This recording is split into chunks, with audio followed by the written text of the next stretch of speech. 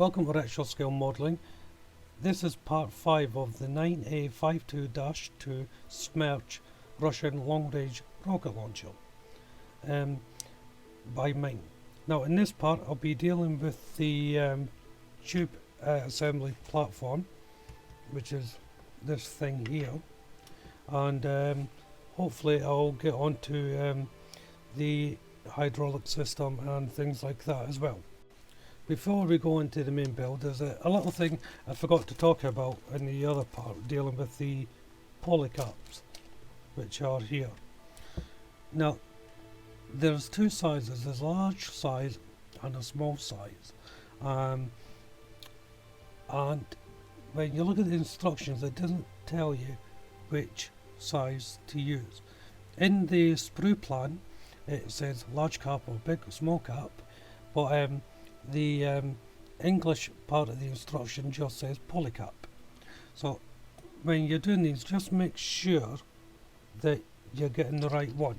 So for this one is taking the small cap, polycap. I would assume these large ones are for the wheels, but I don't know yet. I haven't got that far.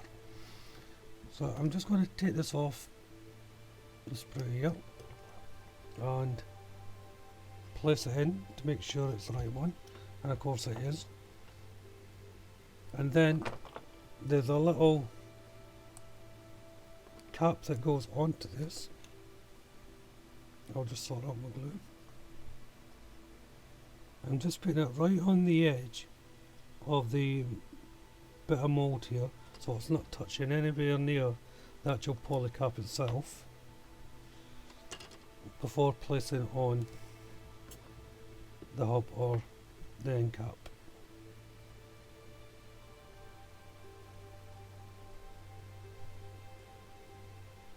Just make sure you get it centre and press it down. And then what I do is I just put my tweezers in and make sure it's rotating, which it is. So it's worth bearing in mind about these polycaps. So let's carry on with the build. So for the start of the platform here, I'm just putting in two side panels that go in the inner part, and on the end part there's two side walls that go on. Now these fit on top of the on the side, sorry, of the unit. It sort of appeared at first that they fitted on top. That's why I said top initially. After I worked it out, I discovered it was down on the side. But there's a little bracket that pops into it, so it's fairly easy to get to it. Now I'm painting this in Revol Aquacolor 362 greyish green. This will be one of the main colours for the overall kit. Side of this is a couple of hoses, so I'm painting them Revol Aquacolor 08 matte black. Now the reason why I painted the sides first was because these hoses have got to go on, so it's better to paint on the underside first before you put the part on. It just makes it easier. And then it's a couple of hinges go on the side here, and these will be acting as the location points when it's time to attach to the main carriage. Next to go on is the directional runner for the tube rotating mechanism. This is a slightly bigger one that stands out from the one actually on the mechanism. There's two parts to this. Just sits on top of each other, then fits on at the edge of the platform, which is easy enough again to put in. Then it was moving on to the little sprocket thing that goes on next to the little housing unit. It's got a tiny little door at the side that you have to put on. Don't know why they decided to split it into either mold the whole thing or make up the whole thing instead of this tiny door, but there you go. To put it on, it sits in a little recess in the middle of the platform. And the last one in this section is a cover that goes on right at the end. The location points for us are quite small, so be careful when you put them on. It's actually Quite important that you get this on straight for later on down the build. It's time to put on my first decals of the kit now. I was debating whether I should put these on or not. They're just a little two name plaques that go on the edge of the carriage here. What difference it makes, I'm not sure, but I put them on anyway. So I used decal fix as the agent, then soften them up with some warm water, then sliding them onto position. Then it's back to painting the inside wall, which is 362 greyish green again. I didn't realise this part had to be painted, so it's worth looking forward on the instructions. First, the two pipes are going on now. This one was fairly easy to fit. The location points are easy to understanding with the placement of the pipe. The second one was a little bit trickier, but I'll get to that in a moment. So the next section is placing the bottom plate on and fitting the parts for the end of the unit. The parts for the end of the unit are quite small, so you may want to take special care here when doing this. There's various bits and pieces that do go on, and initially they just slot in, but it can be a little bit difficult. The next part to go in will be the rotating mechanism, and this is just a simple slot-in assembly, which I'm putting in now. Now there's a little cap that goes in at the bottom, which you can see on the mat there. Now this can only go in one way, but be careful where you put the cement, because it must be the mechanism must be able to rotate. So when you put the cement on, look at the part where you want to hold it, because this plate also helps it stop the unit from rotating 360 degrees. It's only got to go a certain way. You actually put the cement inside the main tube or rotating part. There's a little lip, then it fits inside, and that will hold it without impeding the movement. And once you do that, then it's time to put on the bottom casing, and that's just simply slots into place. Now it's time to give it an overall coat of paint, and using 362 greyish green by Revel aqua colour. Now I was debating whether I should do this or leave it until the end, but I thought I may as well do it now. Then I'll just do my usual technique of touching up at the end to make everything look good. It's entirely up to the user, the builder even, how they want to do it. Now I did change the colour slightly, because I am doing this in the Belarus camouflage colour. I will be putting white on, but I'll get to that in a moment. Going back to the end part of the unit now, although it's getting painted in the greyish green colour, there's 3 little sprockets that get painted in Revel aqua colour 05 white, and this is what I'm doing here. They're that small, it's easier to paint them on the sprue anyway. But if you watched my other videos before, you know I prefer painting on the sprue, doing all the heavy work that way. So once they were painted and dry, it was time to pop them in. Now you can see how small they are in relation to my fingers. So there's 3 of them, and they do slot in, but you need a real steady hand on this to do it. The best way is to put the cement at the rear part of the unit, then slotting them in. That way if they fall down, they're not going to get all messy, and you'll have to repaint and sand down. So once they were on, it was time to put all the parts on the end. Again, this was a very difficult operation to do, especially if you've got fat fingers like I have. The flywheel that's going on, or handle, I'm not sure what it is, goes on, and there's a little location point right in the centre, and that just slots on as well. Let's say the support brackets they go on. Now there's 2 different types that have to go on. There's a bigger one and a smaller one. Make sure you don't get mix up. Again, the instructions are easy enough to follow that you shouldn't go wrong, but it's always mindful to be careful on these things. You don't want to find out on down the line that you put them in the wrong position. And of course, when they go on, it goes without saying that you're going to have to handle this part rather carefully from now on, because you don't want to break them off, which I sometimes do, which can be annoying. So going to the size now, and I'm using Revol Aquacolor 05 white to paint the sides. Now, this is part of the camouflage, and I don't actually know where I'm going to be putting the camouflage yet, but I thought I'd just paint these beams white because it's easier than to paint the darker colour on top. Once it was dry, it was time to attach the sachet and the platform. This is where you'll find out whether you put your brackets on the sachet in properly in the right location. It should just slot into place. There's two locations at the back and one in the midpoint of the base unit there, and as I say, it should just slot into place without too much problem if the brackets you put in earlier are in the right position.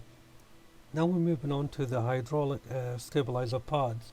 Now there's two of these to make up, a left and right one, but the kit gives you the option to have them extended or retracted, and the way it does this is it asks you to make up four separate feet plate. Now you only use two, depending on which one you use as one to fit, so the extended one or the shorter one.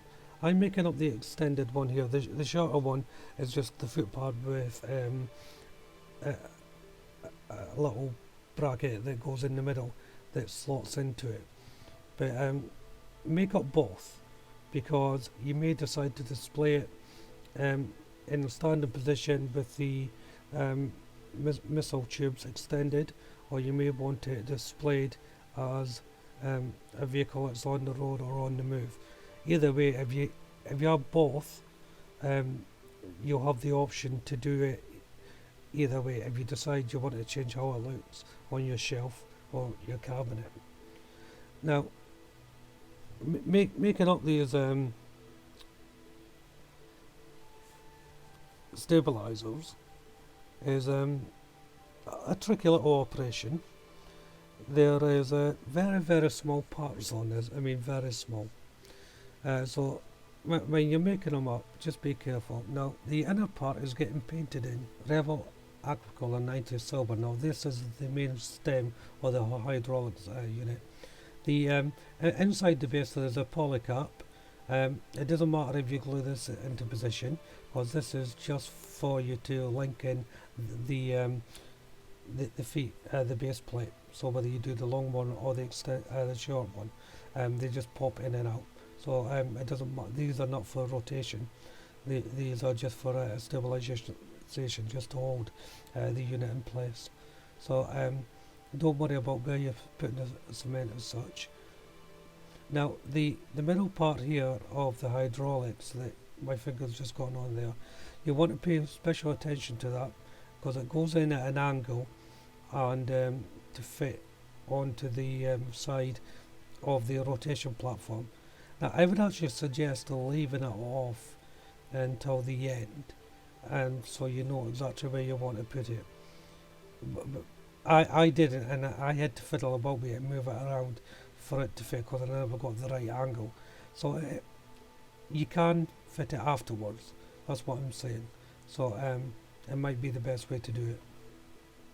For the top part of these two stabilizers, the parts get really small. You will definitely need your tweezers for this. There's tiny little eyelets that go on, some caps, and a little sticking out sprocket thing. I don't know what it's for, but they go on. Make sure it's thoroughly dried before you build up the rest, because they're easy to move. You know, there's no other way to do it that I can see. They are tiny parts, and it'd be a shame if you missed them out, because it does look a lot better when they're actually on. But once you've done it and it's dry, it's just a simple case of slotting on in the top. It's easy enough to fit. and then the foot plate just goes into where that polycap is. So there's a little location point that just slots of pushes into. Now each one has its own little pipe to go on, and these were pre-painted in Revit Acrylic 08 matte black. Now each one, there's a left and right as I said before. The location points can be a little bit confusing, but just try fit it first to make sure you know where it's going to go. Now it's also worth pointing out on this as well, there'll be extended parts that don't fit onto this stabilizer. You may be tempted to trim up the pipe or try and wrap it around. Don't do that, because it actually gets connected inside underneath the stabilizing platform. So just bear that in mind. Don't try to modify it. Now each hose is a slightly different shape and goes on a slightly different way from each stabilizer leg. So I don't think it really matters if you get them mixed up, but it's worth having a look to see how they go. Now you can see that this one extending out quite a way. As I said, that I was thinking about trimming it out, but I'm glad I didn't, because it does fit inside the base platform. Next up is two boxes you've got to make up. The kit are calling these power boxes. I'm not sure what they're actually for, but storage boxes of some sort anyway. Simple box construction really with a couple of side panels and what you would expect from making up a box. Now there is other parts that go onto these boxes, and they're little hinges. Now they're easy to put on, as you can see here, but I would recommend not putting them on until after you actually attach these boxes to the rotating platform. The reason for that is I had to put them under a heavy clamp to hold them in position. I just couldn't get them to sit properly, and because of that I flattened down all the hinges. Now I'm going to have to see in the next part whether I can rectify them and get them standing up again. But as it stands at the moment, I've got them all flattened down and being squashed in because of the clamp, but I had no choice. I had to get the thing to fit, so the clamp was needed. So it's time to put on the stabilizing platforms. The location brackets for these are actually on just above the in between the two axles of it, and it fits on the plate that you placed in earlier.